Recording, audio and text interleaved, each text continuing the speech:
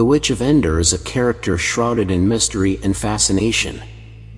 Originating from the Old Testament, her story intertwines with that of the first king of Israel, Saul, and has become a recurring theme in both Judaism and Christianity, and even in spiritual traditions outside these realms. The narrative is set at a critical moment in Saul's life. In his last days as king, Saul faced not only external threats, such as the imposing Philistine army, but also a deep spiritual and personal crisis. He had disobeyed divine instructions on several occasions, and as a result, he felt that God had abandoned him. In his desperation, Saul sought the counsel of the Witch of Endor to communicate with the spirit of Samuel, who had been the last judge of Israel and a trusted advisor to Saul in past times. The witch's ability to summon the spirits of the dead has been a source of theological debate for centuries. Could a human being really bring back the dead through magic? And if it was possible, was it really the spirit of Samuel who appeared before Saul, or was it some other deceptive spirit? Although the Bible does not provide a specific name for this mysterious woman, some rabbinic interpretations suggest that she might have been called Zephaniah. What is undeniable is that she resided in the city of Endor, located in northern Israel and belonging to the tribe of Manasseh. From an early age, she had trained in the art of divination, which not only provided her with a livelihood, but also put her at the center of many stories and rumors. Some argue that she had a dark link with demonic entities, which enhanced her ability to communicate with the beyond. The context in which Saul decides to seek her out is desperate. The Philistines, one of Israel's most formidable enemies, were preparing to attack. Saul, feeling abandoned by God and not knowing how to face the imminent threat, makes the controversial decision to seek answers in forbidden places. This decision not only reflects his desperation, but also his estrangement from faith and his dependence on external means to find guidance and comfort. The story of Saul and the Witch of Endor is a window into the internal and external struggles faced by individuals when they feel abandoned and desperate. It is a lesson about decisions, consequences, and the power of faith and belief. The story narrated in the first book of Samuel, specifically in chapter 28 verse 13 onwards, is one of the most intriguing in the Bible. In it, it is related how Saul, the king of Israel, makes a decision that contradicts his own previous orders. Despite having banned and expelled all diviners and enchanters from the kingdom, the king in his desperation resorts to one of them.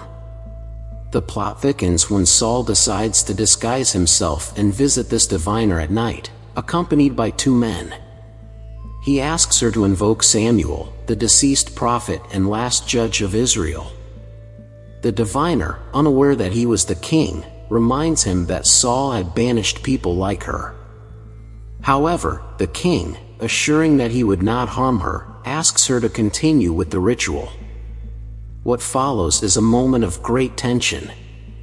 Upon performing the ritual, the diviner sees a figure appear that she identifies as Samuel. Surprised and terrified, she realizes the true identity of her client, King Saul. At this point, it is important to note that according to the account, Saul does not directly see Samuel, but relies on the diviner's description, an old man wrapped in a cloak. The story suggests that what the diviner saw might not have really been the spirit of Samuel. The possibility is raised that they were demonic entities imitating the prophet, especially since Saul had rejected God and was vulnerable to malevolent influences. Then, the supposed figure of Samuel addresses Saul. He reproaches him for invoking him, and reminds him that God has abandoned him. Saul in his desperation seeks answers, as the Philistines, a formidable enemy, are about to attack Israel. However, instead of comfort, he receives a grim omen. Both he and his sons will die the next day, and the Philistines will prevail over Israel. Samuel, or the entity posing as him, emphasizes that Saul's misfortune is due to his disobedience to God, especially in relation to the Amalekites, whom he did not punish as God had ordered. This lack of obedience led to God turning away from Saul and instead blessing David. Through this story, the interaction between the mortal and the divine is explored, and the consequences of allowing dark influences to guide our actions. This event has been the subject of numerous theological debates throughout history. Although some believe that God, in his sovereign will, allowed the real Samuel to communicate with Saul through the diviner, this interpretation contradicts other parts of the Bible. The texts of both the Old and New Testaments are clear in their condemnation of invoking the dead. In the book of Deuteronomy chapter 18 verse 10, we are told that any form of divination, witchcraft, or consultation with the dead is an abomination to the Lord. Practices that include invoking the dead, fortune-telling, or magic are directly condemned. Considering this, it is difficult to argue that the real Samuel, a faithful servant of God, would be allowed by God himself to communicate with Saul through means condemned by him. It is more consistent to think that what the diviner saw and described was not Samuel, but a demon disguised as him. This idea is supported by other parts of the scriptures, such as in the second letter to the Corinthians chapter 11 verse 14, where the Apostle Paul warns us that Satan can disguise himself as an angel of light. Saul, who had been abandoned by God and was desperate for answers, looked in the wrong places. Instead of finding comfort or guidance, he found deception. The diviner, who was possibly under the influence of demonic forces, presented a demon as Samuel. In the biblical passage that narrates King Saul's interaction with the Witch of Endor, seeking to communicate with the deceased judge Samuel, various aspects stand out that deserve reflection. First, it is mentioned that the dead cannot communicate with the living. So, instead of being a true communication with Samuel, this incident could have been a manipulation of forces that do not represent light. The reverence that Saul showed before the apparition suggests that he was not in the presence of the real Samuel. In the scriptures, celestial and righteous beings have always rejected worship, emphasizing that only God is worthy of such an act. An additional element to consider are the prophecies of the supposed Samuel.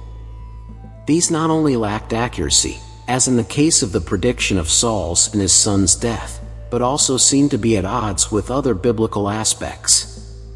For example, it is hinted that after his departure, Saul would join Samuel.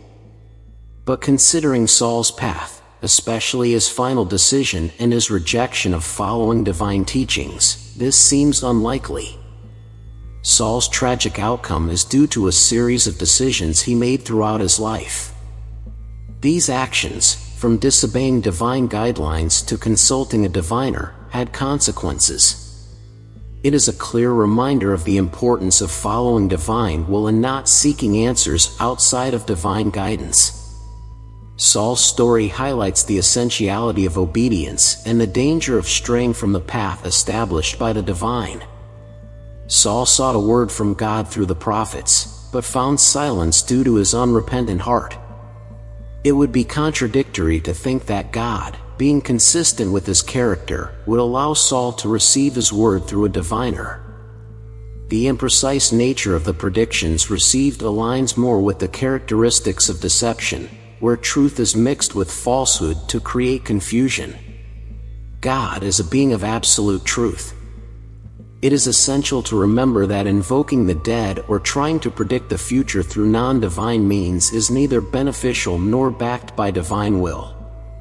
Our main responsibility is to focus on the present and how we strengthen our relationship with God daily. By trusting in God, we do not have to worry about the future. We can be assured that He will guide and sustain our steps. It is important to seek wisdom and understanding to discern between what is beneficial and what is not. Let us ask the Holy Spirit to guide us and fill us with His gifts, allowing us to appreciate the beauty and importance of Christian truth. Before concluding, it is vital to remember how valuable and important we are. Let us not forget to smile and acknowledge God's love in our lives.